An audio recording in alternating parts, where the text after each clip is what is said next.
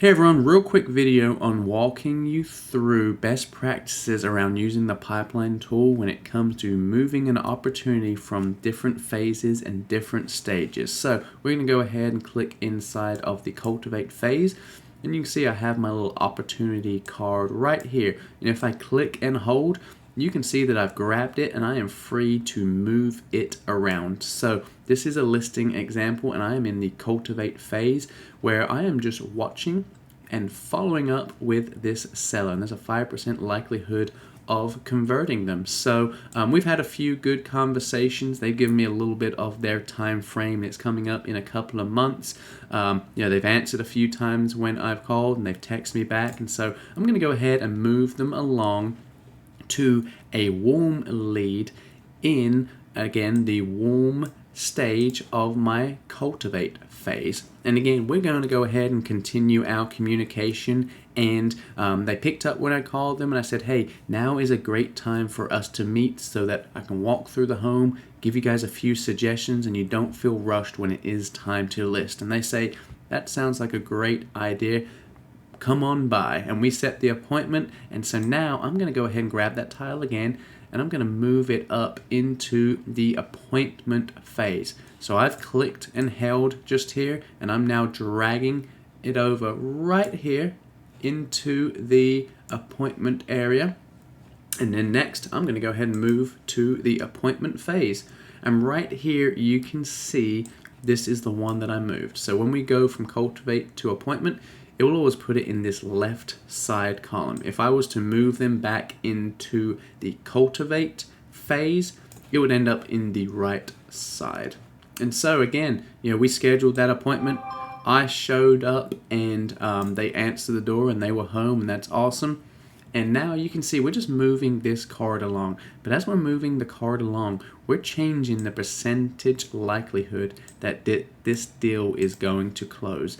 Thus, we are increasing our probable income. So in this stage just here, it's taking 20% of that 10,500. But when I move them to kept, it's now going to take 30% of that 10,500 and apply it to our probable income back on the pipeline home screen.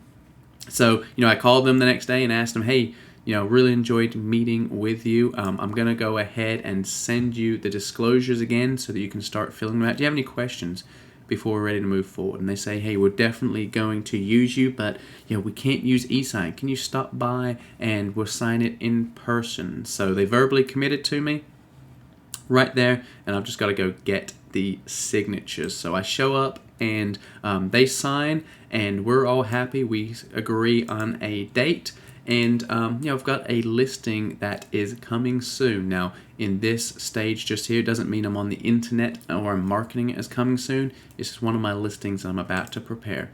And again, we're now on the market, and I'm showing that home. Guys, I customized all of these stages just here in this edit stage button. And again, we are going to go ahead and we're negotiating a deal right now. So you guys are seeing how we're moving the contact card along from left to right, from one phase to another phase. We're now under contract, and here we are in the under contract phase. So, we're going to work it all the way along, and just know once we move into this closed section, one, it's going to ask us when the closing date is. However, when they land here inside of closed, they're not going to immediately disappear from your system, okay? After they close and after we transmit at month end, they will be removed from your pipeline within a couple of days. If you have one that has been hanging around a really long time, I will drag it back into the under contract phase and then drag it back into the closed phase, and just let us know if that doesn't remove it from your pipeline. So again, making sure you know the health of your business, that's really where a pipeline comes in. This is a really cool tool, so many best practices around it. So make sure you're checking all the videos in this playlist out, and really knowing the health of your business is going to help you grow at a quicker rate. So I appreciate you watching this video, and see you in the next one.